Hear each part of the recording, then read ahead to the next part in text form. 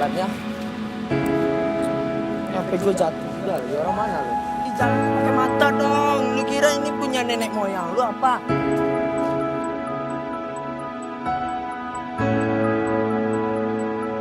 Jalan dia pakai kaki bang.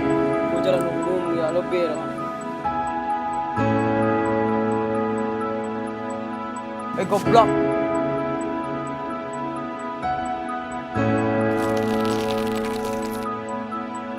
Lu gak sopan banget sih. Ini gua belum selesai ngomong loh.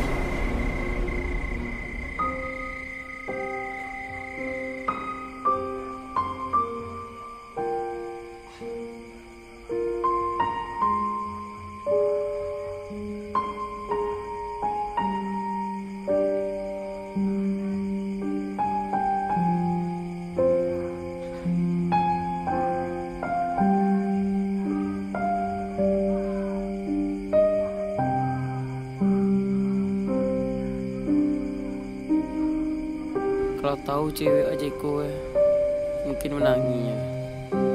Kuning tangan di rantau orang. Oh anak salah. Payah hidup di rantau orang. Nggak mudah kecil orang dah. Tapi baiklah. Namanya duit harus diperjuangkan.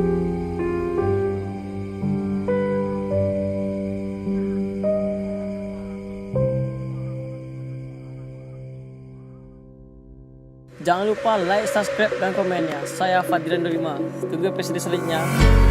When the lights go down